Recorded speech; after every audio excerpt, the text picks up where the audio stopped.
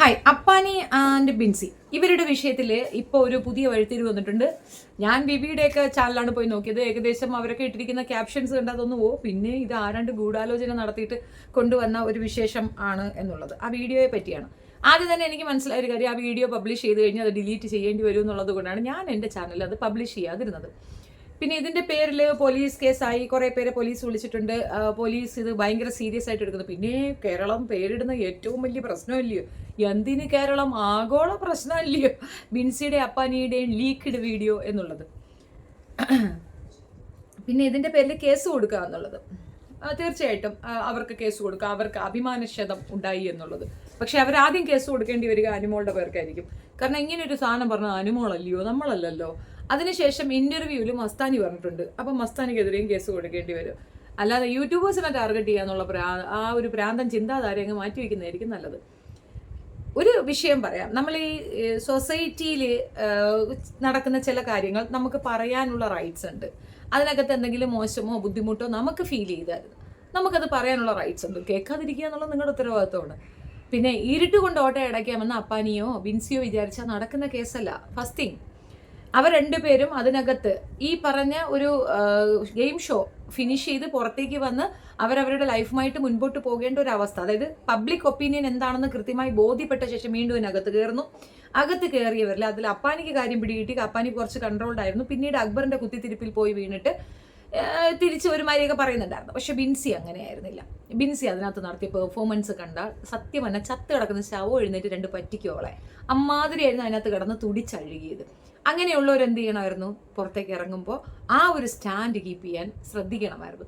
അതായത് ഞങ്ങളെപ്പറ്റി ഇങ്ങനെ മോശം പറയണ ഞങ്ങൾക്ക് ഇഷ്ടമില്ല. അങ്ങനെയാണെങ്കിൽ പുറത്തിറങ്ങുമ്പോൾ അത്തരത്തിലുള്ള ഒരു പ്രവർത്തിക്ക് പോകാതിരിക്കുക.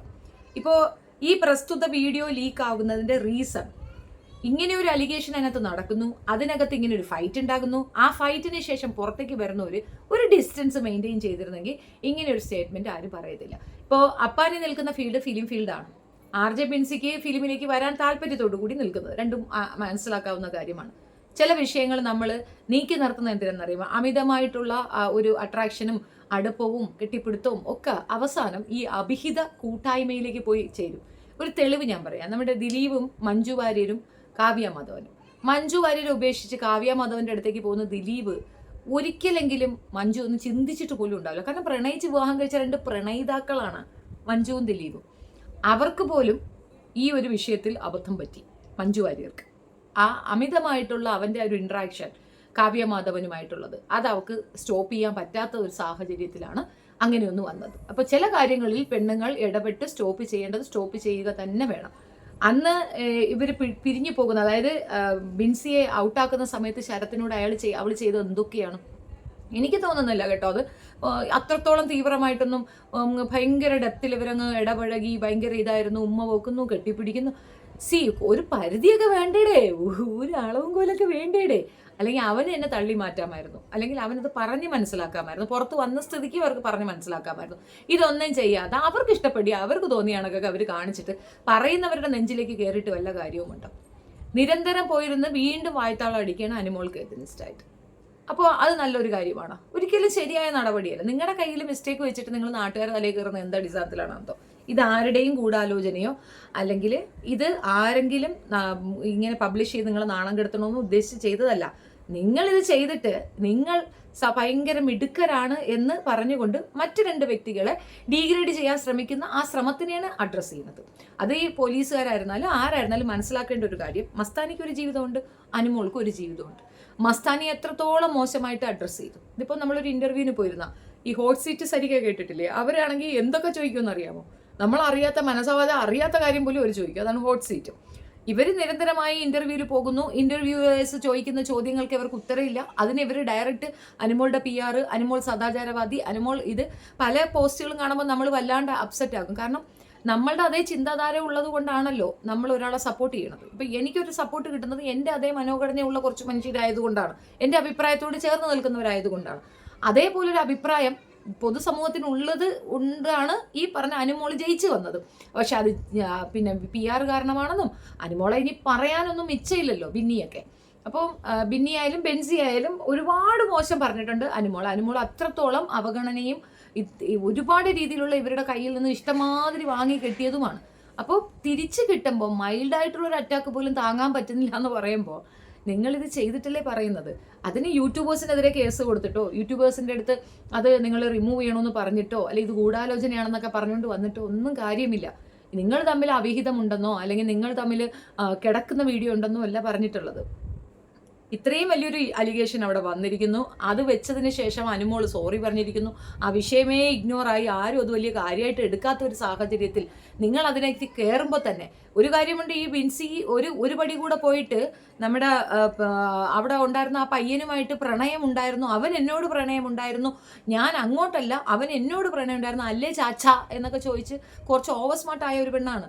അപ്പോൾ അത് പറയുമ്പോൾ അത് കേൾക്കുന്ന നമ്മൾ അത് പറഞ്ഞാൽ അത് കുഴപ്പമാണെന്ന് പറയുന്നത് എന്ത് അടിസ്ഥാനത്തിലാണെന്ന് മനസ്സിലാകുന്നില്ല. ഏതായാലും ചാച്ചൻ്റെ മോൾ അങ്ങോട്ട് കയറി ചെന്നിട്ട് അവിടെ ഉണ്ടായിരുന്ന 2 പെൺകുട്ടികളെ അങ്ങ് അടിച്ച് താറടിച്ച് കയറുന്നുണ്ടായിരുന്നു. അപ്പോൾ അതിനകത്തൊരു കൊച്ചു പോർഷൻ ഞാൻ കാണാം.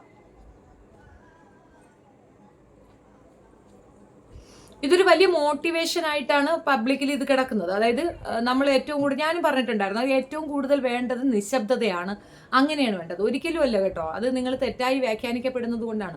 ചിലയിടങ്ങളിൽ മൗനമാണ് നല്ലത് എന്ന് പറയുന്നില്ലേ, അങ്ങനെ ഒരു ഫോം ഇതിനുണ്ടെന്നതിനപ്പുറം ഇത്തരത്തിൽ ഈ ബിഗ് ബോസിലല്ല പുറത്താണെങ്കിൽ ഇവക്ക് ധൈര്യമുണ്ടോ? ഈ RJ ബിൻസിക്ക് ബിഗ് ബോസ് അല്ലാതെ ഔട്ട്സൈഡ് വെച്ച് ഈ പെൺകുട്ടികളോട് ഇങ്ങനെ വർത്താനം പറയാനുള്ള ധൈര്യം ഉണ്ടോ? 2 അടി കൊടുക്കും. അനുമോള് ചാടി ഇടിക്കും. അവളെ കൊണ്ട് പറ്റൂലെങ്കിൽ അവൾ ചാടിയെങ്കിലും ഒരു ഇടി കൊടുക്കും. തീർച്ചയായിട്ടും മസ്താനി അങ്ങനെയാണ്, നല്ലതുപോലെ കൊടുക്കും. അത് അങ്ങനെ ഒരു ക്യാമറയുള്ള ഏരിയയാണ്, അത്രയും പേര് കണ്ടുകൊണ്ടിരിക്കുന്നു.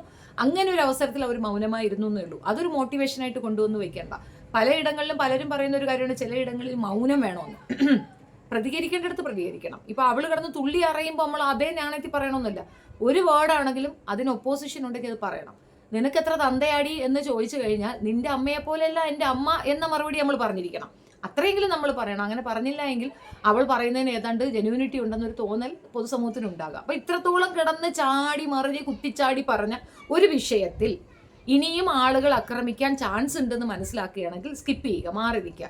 മഞ്ജു പത്രോസ് അവരും ആ പറഞ്ഞ പയ്യനുമായിട്ട് ഭയങ്കര ഇൻറ്റിമേറ്റ് ആയിരുന്നു. അതിനകത്ത് മകനാണ് എന്നുള്ള കൺസെപ്റ്റിലാണ് അവർ ചെയ്തത്. പക്ഷെ പൊതുസമൂഹത്തിന് കിട്ടിയത് മറ്റൊരു ഇമ്പാക്റ്റാണ്. പുറത്തു വന്നപ്പം അവർക്കത് ഞങ്ങൾ ജെന്യുവിനാണ് മകനാണ് എന്ന് വരുത്തി തീർക്കാൻ വേണ്ടിയിട്ട് ആ പയ്യനുമായിട്ട് അവർക്ക് പിന്നെ കണ്ടിന്യൂ ചെയ്തുവിടായിരുന്നു. അവർ പിന്നെ 7 അയലത്തെ പയ്യനെ അടുപ്പിച്ചിട്ടില്ല. കാരണം അത് പോയത് മറ്റൊരു രീതിയിലാണെങ്കിൽ അതുമൂലം കരയാൻ ചാൻസ് ഉള്ളത് കുടുംബത്തിലുള്ളവരാ. അവർക്കൊരു മകനുണ്ട്, ഭർത്താവ് നീക്കി നിർത്തി, അങ്ങനെ കുറെ പ്രശ്നങ്ങൾ അവർക്ക് അനുഭവിക്കേണ്ടി വന്നിട്ടുണ്ട്. ഇത് ആദ്യത്തെ സംഭവമൊന്നുമില്ല. അതാണ് ബിഗ് ബോസിൽ പോകുന്നതിന് മുമ്പ് നന്നായി വിജിലന്റ് ആവുക. നമ്മളുടെ യഥാർത്ഥ സ്വഭാവം ഇതുപോലെ എന്തെങ്കിലും കാമപ്പരാന്തുണ്ടെങ്കിൽ അതിനൊരു ചെറിയ തടയിട്ടിട്ട് വേണം അവിടെ പോകാൻ. അങ്ങനെ പോകാൻ കഴിയാത്തവർ പോകാതിരിക്കുക എന്നുള്ളതാണ്. നമ്മൾ റിവീലായി പോകും. ഒരു രക്ഷയില്ലാത്തൊരു ഏരിയയാണ് ബിഗ് ബോസ്. ഇത്രയധികം ക്യാമറകൾ 5 ദിവസം 10 ദിവസമൊക്കെ നമുക്ക് അഭിനയിക്കാം. 6ാമത്തെ ദിവസം നമ്മൾ പൊട്ടിപ്പോവും. നമ്മുടെ റിയൽ ക്യാരക്ടർ പുറത്തേക്ക് വരും. അതിൻ്റെ ഒപ്പം കണ്ടന്റ് കൊടുക്കുക എന്ന് പറയുന്ന ഒരു ഭയങ്കര സംഗതിയാണ്. ഇവളവിടെ കണ്ടന്റ് കൊടുക്കാനല്ല, അപ്പാനിയുമായിട്ടുള്ള കുൽസിതങ്ങൾക്കാണ് അവിടെ ഇമ്പോർട്ടൻസ് കൊടുത്തത്. അതുകൊണ്ട് തന്നെ അത് കൂടുതൽ പുറത്തേക്ക് വന്നു. ഒന്ന് ഓർത്തു കൊള്ളാം, ഇങ്ങനെ ഒരു റിലേഷൻഷിപ്പ് അവിടെ നടക്കുന്നുണ്ടെന്നും ഇതിനെ റിലേറ്റ് ചെയ്തിട്ട് അവിടെ സംസാരമുണ്ടെന്നും ഒക്കെ നമ്മൾ അറിഞ്ഞിട്ടില്ലായിരുന്നു. ഞാൻ അറിഞ്ഞിട്ടില്ലായിരുന്നു. പിന്നീടാണ് മനസ്സിലായത് ഇങ്ങനെയൊക്കെ ഒരു സംഭവം ഉണ്ടായിട്ടുണ്ട്. ഷാനവാസ് സംസാരിച്ചു, ശൈത്യ സംസാരിച്ചു. ഇവരൊക്കെ തന്നെ വന്ന് ഇത് പറയുമ്പോൾ അനുമോളെ ഡീഗ്രേഡ് ചെയ്യാനാണ് ഇതൊക്കെ ഇവർ ഉപയോഗിച്ചത്. പക്ഷെ റിവേഴ്സ് എഫക്റ്റാണ് ഉണ്ടായത്. അനുമോൾ അവിടെ ഉയർന്നു നിന്നു, ഇവരെല്ലാം കൂടെ നന്നായി വാങ്ങി കെട്ടിക്കൊണ്ടു വന്നു. ഇതിനുശേഷം പുറത്തേക്ക് വരുമ്പോൾ ഉണ്ടായ വീഡിയോ ആണത്. അങ്ങനെ ഒരു വീഡിയോ പുറത്തേക്ക് വരുന്ന കാരണം എന്താണ്? ആ പറയുന്ന സൗഹൃദത്തിന്റെ പരിമിതികൾ, അല്ലെങ്കിൽ സൗഹൃദത്തിന് ഒരു ഇതുണ്ട്. ആ രേഖ വിട്ടുള്ള കളി ഇവരവിടെ കളിക്കാൻ പോയിട്ടല്ലേ അത് പുറത്തേക്ക് വന്നത്. അപ്പൊ അത് കാണുമ്പോൾ ആർക്കെങ്കിലും എന്തെങ്കിലും പറയാൻ തോന്നിയിട്ടുണ്ടെങ്കിൽ പറഞ്ഞോട്ടെന്നേ. അതൊരു വലിയ ഇതാക്കി എടുക്കുകയും അതിനെതിരെ കേസുകൾ കൊടുക്കുകയാണെങ്കിൽ പിന്നെ ഇനി ഭാവിയിൽ RJ ബിൻസി അപ്പാനിയൊക്കെ ഒരുപാട് കേസുകൾ കൊടുക്കേണ്ടി വരും എന്നുള്ളതാണ് എനിക്ക് മനസ്സിലാവുന്നത്. ഏതായാലും നമ്മളൊക്കെ ആ വീഡിയോ പ്ലേ ചെയ്യാൻ പോയിട്ടുണ്ടായിരുന്നില്ല. എനിക്ക് ആ വീഡിയോ ഞാൻ ഇടില്ല എന്ന് ഞാൻ തീരുമാനിച്ചൊരു കാര്യം തന്നെയായിരുന്നു. താല്പര്യമില്ല. പിന്നെ അതിനകത്ത് നടന്ന സംഭവ വികാസങ്ങൾ, ആ ഒരു ഇൻറ്റിമേറ്റ് ആയിട്ടുള്ള ടച്ച്, അതൊരിക്കലും അംഗീകരിക്കാൻ പറ്റുന്ന കാര്യമല്ല. അതിന്റെ റീസൺ മറ്റൊന്നുമല്ല, അവർ തമ്മിൽ അങ്ങനെ ഒരു സൗഹൃദം ഇനി അത് പ്രാക്ടിക്കൽ അല്ല. അയാളൊരു കുടുംബസ്ഥനാണ്. അതേപോലെ ബിൻസിക്ക് ഒരു കുടുംബം ഉണ്ടാകേണ്ടതാണ്. അവിടെയൊക്കെ ഇത് ഒരിക്കലും അംഗീകരിക്കപ്പെടുന്ന സംഗതികളല്ല എന്ന് മനസ്സിലാക്കുക. മോശമായ രീതിയിലുള്ള സ്റ്റേറ്റ്മെന്റ്സ് വന്നിട്ടുണ്ട്. അതുമാത്രമല്ല ബിൻസിയുടെ ചില നേരത്തെ സംസാരമൊക്കെ കേട്ടാൽ അയ്യോ ചിരിച്ചു മണ്ണുക. അപ്പം ഞാൻ അങ്ങനെ എൻ്റെ ക്ലീവേജ് കാണിക്കുന്നതിൽ എനിക്ക് പ്രശ്നമില്ല, അതിൻ്റെ വസ്ത്ര സ്വാതന്ത്ര്യമാണെന്ന് മിടുക്കി പറയുന്ന മിടുക്കെത്തിയ. അപ്പോൾ പിന്നെ എന്താ പറയുക, അവനവനൊക്കെ മനസ്സിലാക്കണം തങ്ങളുടെ തെറ്റ് എന്താണെന്നുള്ളത്. ഇതിനേക്കാൾ ഉപരിയൊക്കെ ബിൻസി കുറേയധികം കാര്യങ്ങൾ പറഞ്ഞിട്ടുണ്ട്. പിന്നെ ഇപ്പം അതുൽ ബ്ലോഗിലൊക്കെ പോയി കമൻ്റൊക്കെ ഇട്ടു എന്നൊക്കെ കേൾക്കുന്നുണ്ട്. ഞാനതൊന്ന് റിയാക്ട് ചെയ്യണമെന്ന് വെച്ചിട്ട് എടുത്ത് വെച്ചിട്ടുണ്ട്. അത് പിന്നീട് ഒരു ദിവസം ആകാം. ഈ ഒരു വിഷയത്തിൽ എൻ്റെ ഒരു അഭിപ്രായം ഇത്രയേ ഉള്ളൂ. പിന്നെ കൈസെണ്ണം പറഞ്ഞതിനെയൊക്കെ പറ്റി വിവിയൊക്കെ പറയുന്നത് കേട്ടു. അയ്യോ ആരെ ഇപ്പം ഹൈസ് എപ്പോഴെങ്കിലും എന്തെങ്കിലും ഒരു കാര്യം വസ്തുനിഷ്ഠമായി പറഞ്ഞ് നിങ്ങൾക്ക് അറിയുമോ? ഇപ്പം മൂപ്പൻ്റെ കേസിൽ വന്നിട്ട് മാപ്പ് പറഞ്ഞില്ല എന്നുള്ളത് മാത്രമേ എനിക്ക് ഇഷ്ടപ്പെട്ടു എന്നതിനപ്പുറം മൂപ്പൻ്റെ കേസിലൊക്കെ മൂപ്പനൊക്കെ വീട്ടിൽ കയറി തല്ലണമെന്നുള്ള ഒരു രീതിയിലേക്ക് എത്തിയിട്ടുണ്ടെങ്കിൽ എന്തുമാത്രം ഹാഷായിട്ട് സംസാരിച്ചിട്ടുണ്ടാവും. വിമർശനങ്ങളൊക്കെ ആകാം, പക്ഷെ അത് ഒരു പരിധിക്ക് മേലെ കുടുംബത്തിനെ തന്നെ ചോദ്യം ചെയ്യുന്ന രീതിയിൽ സംസാരിച്ചു കഴിഞ്ഞാൽ ഖൈസയെ തല്ലി തന്നെ വാങ്ങിക്കും.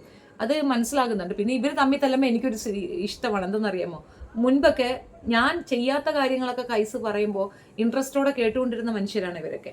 അതായത് തനൂജ എന്ന് പറയുന്ന സ്ത്രീയുടെ വീട്ടിൽ ഞാൻ പോയിട്ടില്ല, പക്ഷെ ഖൈസ് പറഞ്ഞത് ഭർത്താവില്ലാത്ത വീട്ടിലേക്ക് ഈ താത്ത എന്തിനു താത്ത ഇടിച്ചു തള്ളി അങ്ങോട്ട് കയറിപ്പോയെന്ന്. ഇങ്ങനെ പലതും മാനിപ്പുലേറ്റ് ചെയ്ത് പറയാൻ പറ്റും. ഖൈസിന്റെ ക്രെഡിബിലിറ്റി എന്താണെന്നുള്ളത്, ഖൈസിന്റെ ക്വാളിറ്റി ഉള്ള അല്ലെങ്കിൽ ഖൈസിനെ പോലെ ചിന്തിക്കുന്ന നികൃഷ്ട ജന്മങ്ങൾ അവനെ സബ്സ്ക്രൈബ് ചെയ്ത് വെച്ചിട്ടുണ്ട്. അവരുടെ ക്വാളിറ്റിയാണ് അവനിലൂടെ വായിലൂടെ വരുന്നത്.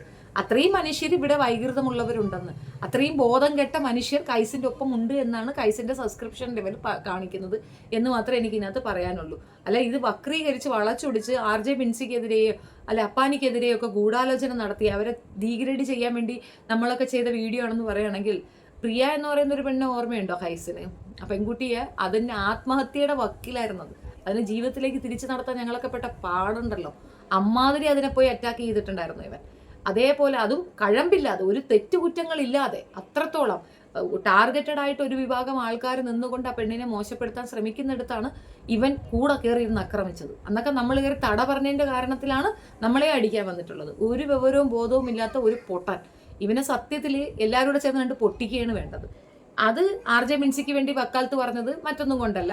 ഇപ്പോൾ RJ ബിൻസി കേസ് കൊടുക്കുന്നുണ്ടെന്ന് തിരിച്ചറിഞ്ഞിട്ട് അതിൽ പ്രശ്നങ്ങൾ ആ ഒരു പ്രശ്നത്തിലേക്ക് വന്ന് നിൽക്കാതെ നൈസായിട്ട് അവർക്ക് താങ്ങുകയും വേണം, എന്നാൽ താങ്ങാനും പാടില്ല. ആ ഒരു ഫോമാണ് പിടിച്ചത്.